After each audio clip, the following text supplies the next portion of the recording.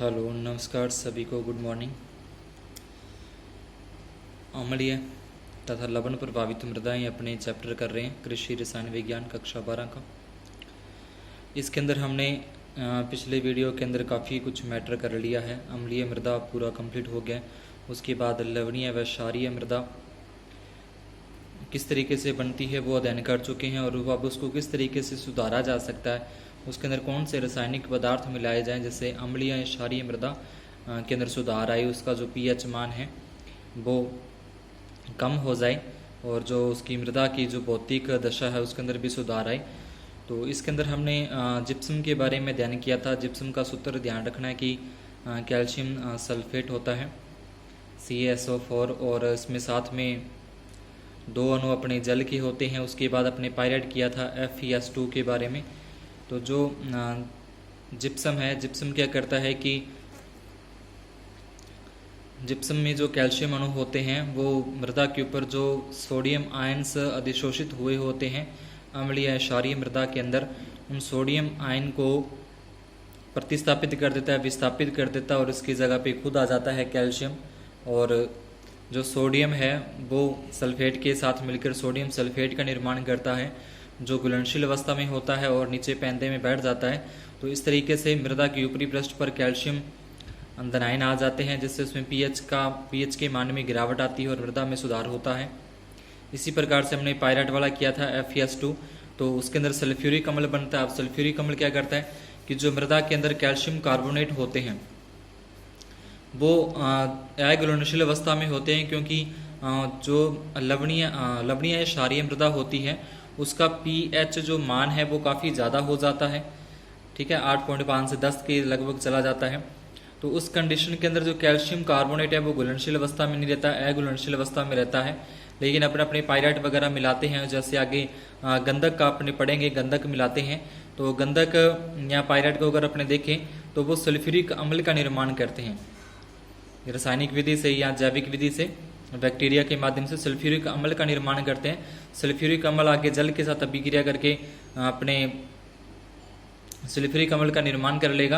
अब सल्फ्यूरिक अम्ल क्या होता है कि H2SO4 जो होता है वो अघुलनशील कैल्शियम कार्बोनेट को घुलनशील अवस्था में लेके आएगा, और कैल्शियम कार्बोनेट जब घुलनशील अवस्था में आ जाएगा तो क्षारीय या लवणीय मृदा होती है उसमें सोडियम आयन्स को विस्थापित कर देगा और उनकी जगह पे खुद आ जाएगा कैल्शियम।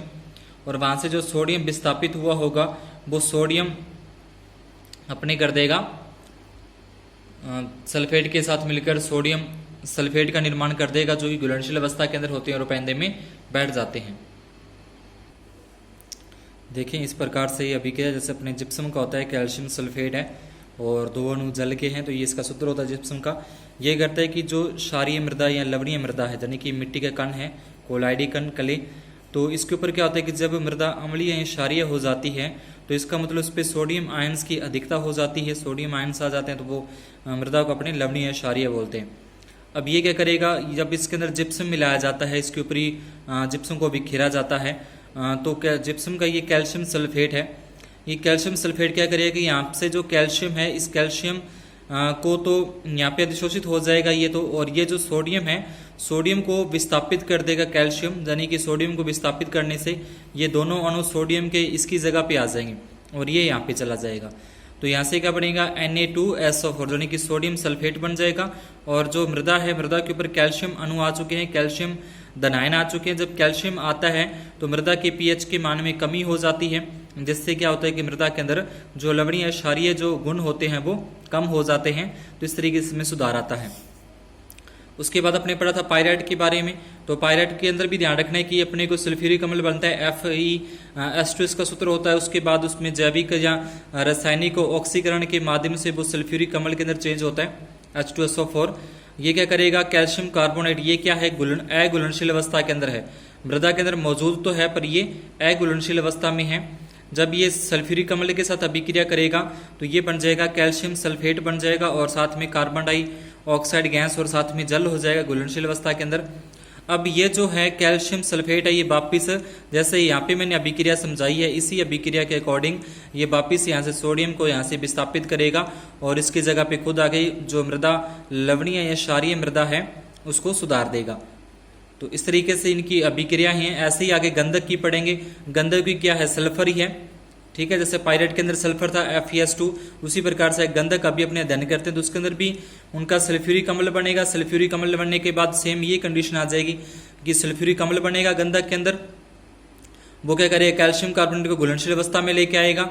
कैल्शियम सल्फेट बनेगा। ये कैल्शियम सल्फेट अपने जैसे जिप्सम के अंदर अभिक्रिया है, सेम वही अभिक्रिया अपने को यहाँ पे दिखानी है, यानी कि ज़्यादा इसके अंदर रटने वाली बात नहीं है। बात को समझना है कि किस तरीके से उसका सल्फ्यूरिक अम्ल के साथ अभिक्रिया होती है तो क्या बनता है, और वो सल्फ्यूरिक अम्ल के बाद जो कैल्शियम सल्फेट बनता है जिप्सम वाला, तो जिस तरीके जिप्सम के अंदर अभिक्रिया हुई थी कि सोडियम को विस्थापित कर दिया था और उसकी जगह पे खुद आके उसके अंदर सुधार किया, उसी प्रकार से आगे ये सारे के सारे चलते रहेंगे।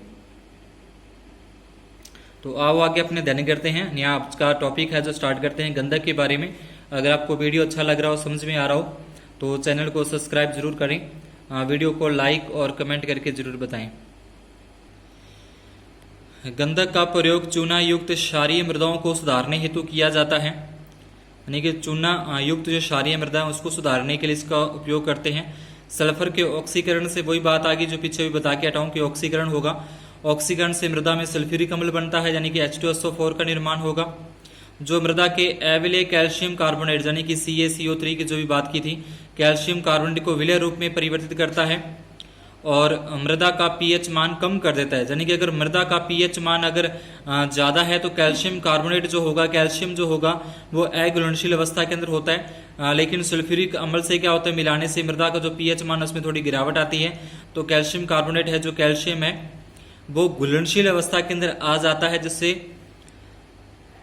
मृदा के ऊपरी पृष्ठ पर जो सोडियम आयंस अधिशोषित हुए थे उनको वहां से विस्थापित कर देगा और उनकी जगह पे खुद कैल्शियम आ जाता है। तो इस तरीके से इसमें सुधार होता है। मृदा pH मान कम होने पर कैल्शियम की विलेयता बढ़ जाती है और यह संचित कैल्शियम सोडियम के क्ले कणों से हटाने के काम में आ जाता है। तो ये मेन पॉइंट है, ठीक है। संचित जो कैल्शियम है, कैल्शियम जो मृदा के अंदर संचित था, मिला हुआ था, पर वो अघुलनशील अवस्था में थे, pH मान कम हुआ, वो घुलनशील अवस्था में आया, तो वो क्या करेगा, सोडियम जो आयंस होंगे जो मृदा के कणों पर होंगे उनको हटाने का काम करता है।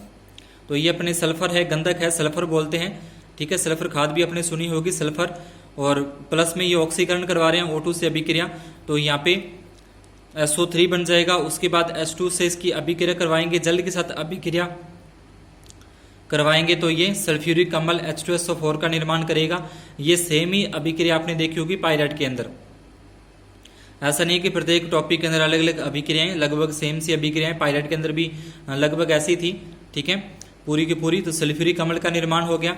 अभी सल्फ्यूरिक अम्ल क्या करेगा, वैसे जो बताया था अभी कि कैल्शियम कार्बोनेट के साथ अभिक्रिया करेगा, तो कैल्शियम कार्बोनेट के साथ अभिक्रिया करेगा तो एक तो कैल्शियम सल्फेट का निर्माण हो जाएगा। कैल्शियम सल्फेट का मतलब इसका जो ये Ca है ये SO4 के साथ जुड़ जाएगा, कैल्शियम सल्फेट।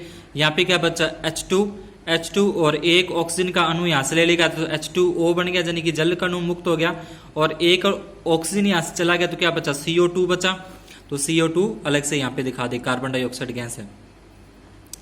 अब जब इस कैल्शियम सल्फेट जो जिप्सम का सूत्र था, उसी प्रकार से जिप्सम वाली अभिक्रिया कि जब कैल्शियम सल्फेट की उस लवणीय या क्षारीय मृदा के साथ अभिक्रिया होती है जिसमें सोडियम आयंस हैं, तो ये सोडियम आयंस को कैल्शियम विस्थापित कर देगा और इनकी जगह पे खुद आ जाता है कैल्शियम, यानी कि जो क्ले कण है मृदा के, जो क्लोराइड कण, वहां पे कैल्शियम चिपक जाएगा उसके ऊपर, दरायन अधिशोषित हो जाएंगे और जो सोडियम है वो अलग से ये सोडियम सल्फेट का निर्माण कर लेगा। ये सोडियम सल्फेट क्या घुलनशील अवस्था में होता है। घुलनशील अवस्था क्यों नहीं करनी है, पेंदे में, जमीन के नीचे पेंदे में चला जाता है, लीचिंग हो जाती है इसकी, ठीक है। यदि मृदा कैल्शियम कार्बोनेट से युक्त है तो सल्फ्यूरिक का अम्ल निम्न प्रतिक्रिया दर्शाता है, प्रतिक्रिया करता है, तो वो सेम ही आ जाएगा, ठीक है। सल्फ्यूरिक अम्ल के साथ अभिक्रिया करेगा तो इसमें जो हाइड्रोजन्स आयन है, ये हाइड्रोजन्स आयन इस सोडियम आयन्स को विस्थापित कर देंगे। विस्थापित करने के बाद ये H इसके ऊपर आ जाएगा, यहाँ पे क्ले कणों के ऊपर हाइड्रोजन्स आयन आ जाएंगे और सोडियम सल्फेट है वो नीचे की ओर बैठ जाएगा। तो जब ये H+ आयन आएंगे तब भी क्या होता है कि इसके जो अम्लीय या क्षारीय मृदा है उसके अंदर सुधार होता है, इसके pH के मान में कमी आती है। उसके बाद है गंधक का अम्ल। गंधक का अम्ल यानी कि सल्फ्यूरिक अम्ल को ही बोलते हैं। सल्फ्यूरिक अम्ल का आपने नाम सुना होगा, लैब के अंदर ये काफ़ी घातक होता है अम्ल एक तरीके से। अगर किसी कपड़े के ऊपर या चमड़ी के ऊपर एक बार वो डल जाए तो ये पूरी की पूरी चमड़ी को जला देता है, कपड़े को बिल्कुल से धुआं धुआं कर देता है। सल्फ्यूरिक अम्ल है जो गंधक का अम्ल। इसे रसायन में सल्फ्यूरिक अम्ल H2SO4 कहते हैं। गंधक के अम्ल का प्रयोग चूना युक्त क्षारीय मृदाओं को सुधारने हेतु प्रभावी रूप से किया जा सकता है, लेकिन निम्न कारणों से इसका प्रयोग सीमित मात्रा में ही किया जाता है। सबसे पहले तो सल्फ्यूरिक अम्ल महंगा होता है, H2SO4 महंगा होता है। यह अत्यंत दाहक ज्वलनशील बहुत ज़्यादा होता है, अम्ल होता है। प्रयोग करने से पहले व्यक्ति की चमड़ी पर गिरने तथा कपड़ों पर लगने से जला देता है, बिल्कुल से जला देता है सल्फ्यूरिक अम्ल जो होता है H2SO4। ठीक है, तेजाब जिसको अपने बोलते हैं। चूना रहित मृदाओं में प्रयोग करने से उन्हें अम्लीय बना देती है। उसके बाद द्रव sulphur dioxide SO2, sulphur dioxide द्रव के रूप में होगी, लिक्विड रूप में बोलते हैं। सिंचाई जल के साथ इसका प्रयोग करते हैं, यानी कि जब अपने सिंचाई करते हैं तो सिंचाई वाला जो जल होता है अपने उसके साथ इसका मिलाकर जो अपने खाइयाँ बनाई जाती है पानी लगाने के लिए, सिंचाई करने के लिए, तो उसी के साथ इसको मिक्स करके मिलाकर मृदा के अंदर मिलाया जाता है। जल के साथ सल्फ्यूरिक अम्ल H2SO3 बनाता है।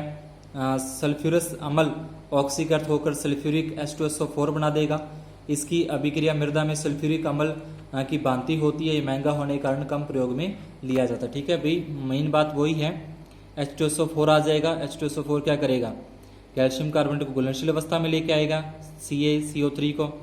वो Ca क्या करेगा, सोडियम आयंस को वहाँ से विस्थापित कर देगा।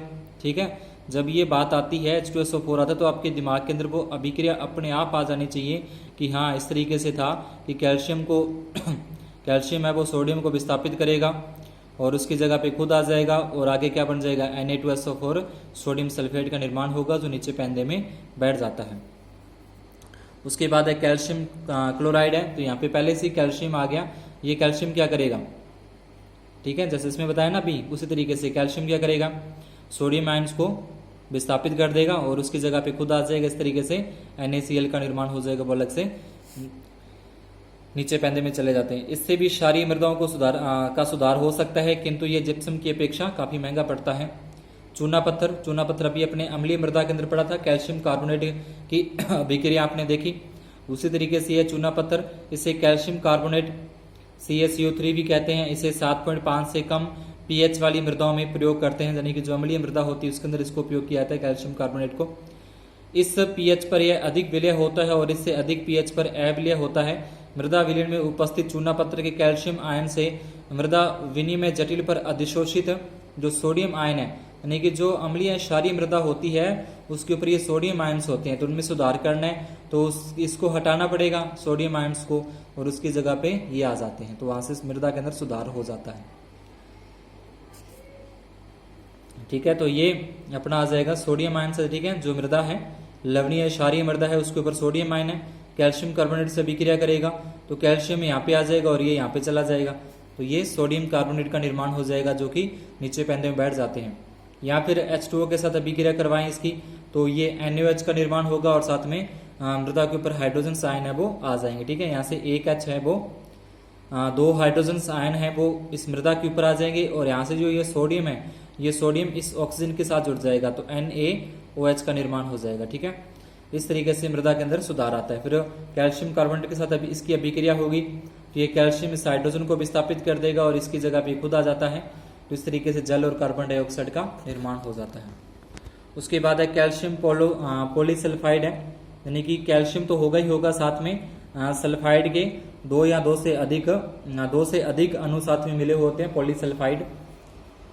इससे भी मृदा क्षारकता दूर की जाती है। इसके प्रयोग से सल्फ्यूरिक अम्ल बनता है। वही बात अभी जो अपने गंधक वाली की थी या पायरेट वाले में देखी, सल्फ्यूरिक अम्ल का निर्माण होगा।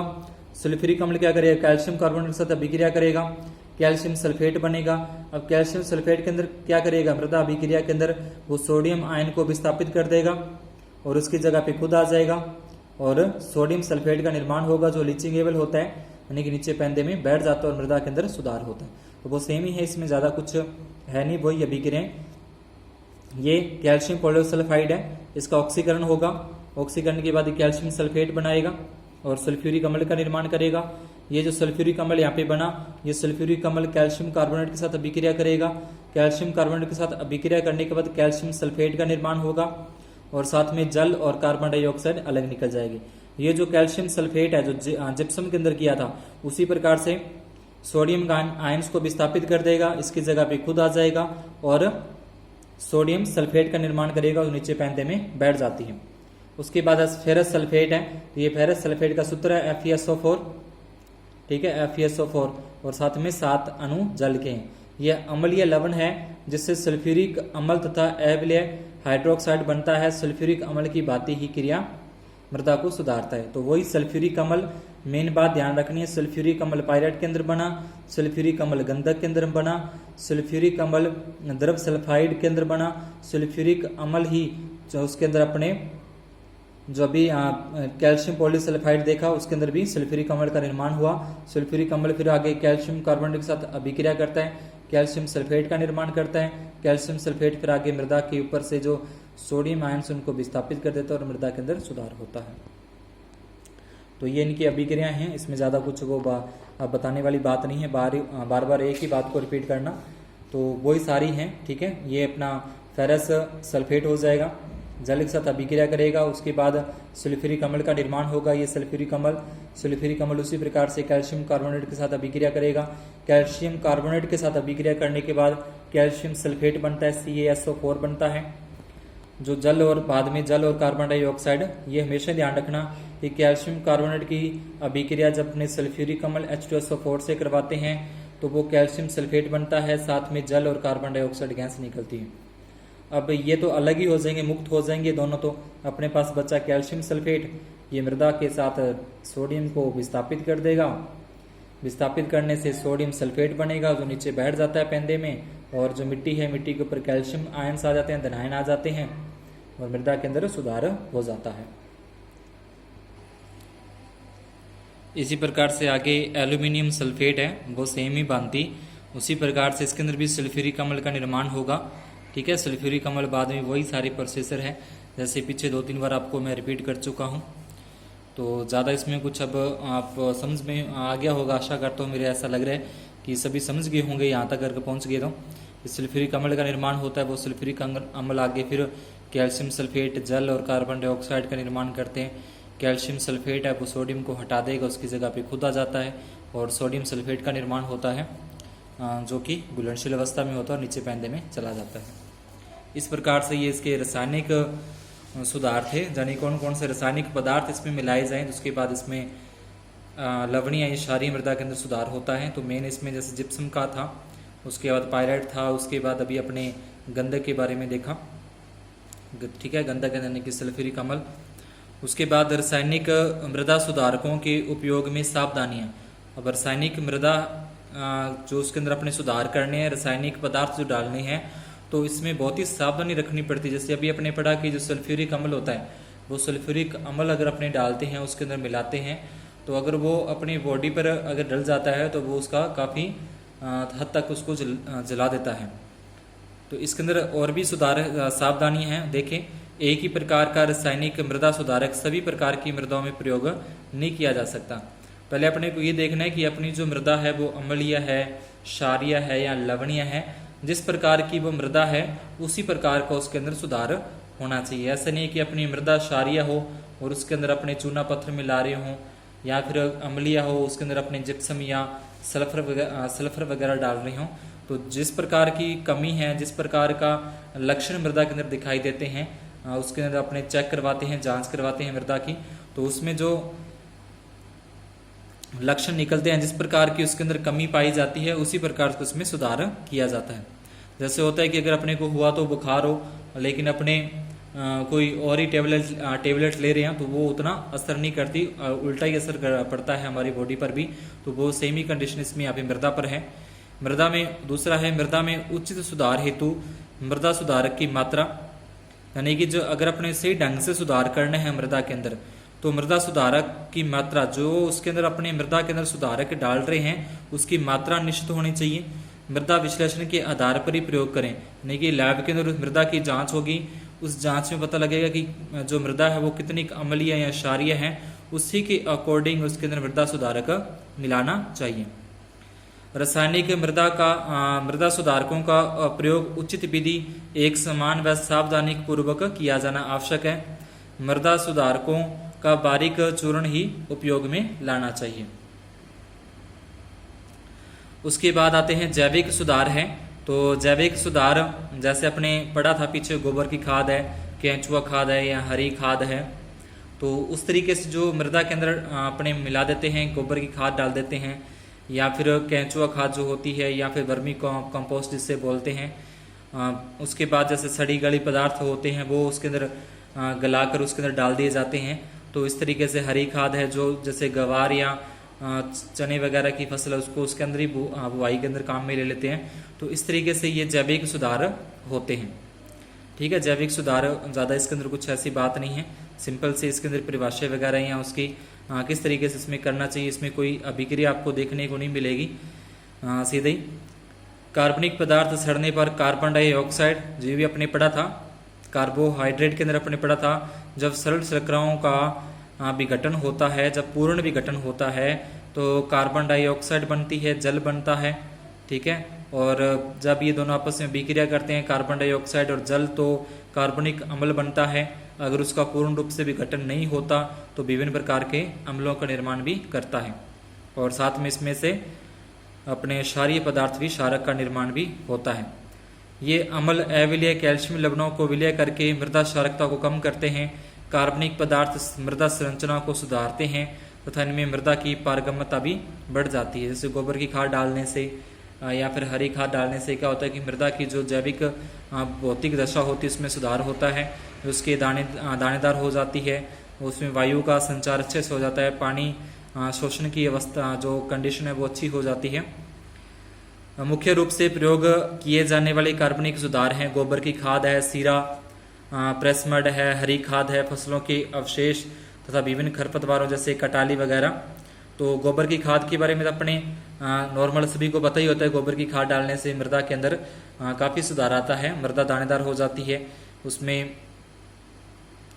जो हवा है, वायु का आना जाना आसानी से होने लगता है। तो इस तरीके से विभिन्न सुधार हो जाते हैं। उसके बाद सीरा प्रेस मड है।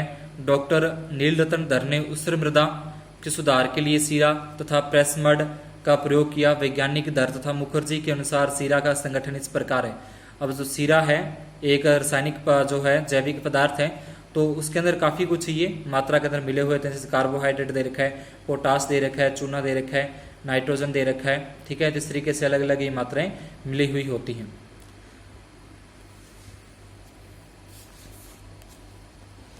सीरा के मृदा में मिलाने पर इसके विच्छेदन की प्रारंभिक अवस्था में कार्बोहाइड्रेट के ऑक्सीकरण के फलस्वरूप कार्बन डाइऑक्साइड था कार्बनिक अम्ल। तो ये कार्बोहाइड्रेट का जो अपने पढ़ा था ना, तो उसी प्रकार से इसके अंदर भी है भाई। ठीक है, वो कार्बोहाइड्रेट के ऑक्सीकरण के फलस्वरूप कार्बन डाइऑक्साइड का निर्माण होगा, कार्बनिक अम्ल बनेंगे, जैसे एसिटिक अम्ल है, प्रोपिनोइक है, ब्यूटारिक है, लैक्टिक अम्ल पैदा होते हैं। कार्बन डाइऑक्साइड जल में घुलकर कार्बनिक अम्ल बनाती है, यानी कि H2CO3। कार्बन डाइऑक्साइड और जल की अभिक्रिया होती है तो H2CO3 बनता है, जो क्षारों को उदासीन कर देता है। अब क्षारों को उदासीन कैसे करेगा कि जो यहाँ पे H आयंस है, ये H आयन क्या करेगा, क्षार या लवण में क्या होता है, सोडियम आयंस होते हैं, सोडियम आयन को हटा देगा और उसकी जगह पे खुद आ जाएगा, हो जाएगा सुधार। और तथा फास्फोरस की प्रायिकता बढ़ाती है, जिस सिरे से स्वतंत्र H2SO4 भी बनता है जो क्षारों को उदासीन करता है। तो यहाँ पे फिर वो सल्फ्यूरिक अम्ल आ गया। ठीक है, सल्फ्यूरिक अम्ल, तो सल्फ्यूरिक अम्ल जब कैल्शियम कार्बोनेट के साथ अभिक्रिया करेगा तो क्या बनता है, कैल्शियम सल्फेट, वो सोडियम को विस्थापित करके और मृदा को सुधारा जा सकता है। उसके बाद आगे कुछ ज़्यादा इसमें है नहीं, ये सीधे पढ़ लेना आप बुक में से ही। हरी खाद तथा फसल अवशेष है कि हरी खाद को उसके अंदर मिलाने से या जो फसलों के अवशेष है उसके अंदर ही बुवाई करने से मृदा के अंदर काफ़ी सुधार आता है, पीएच के मान में गिरावट आती है, तो जो उसके ऊपर धनायन है उनकी मात्रा संतुलित अवस्था में हो जाती है। तो इस तरीके से काफ़ी हद तक इनसे भी सुधार होता है मृदा के अंदर।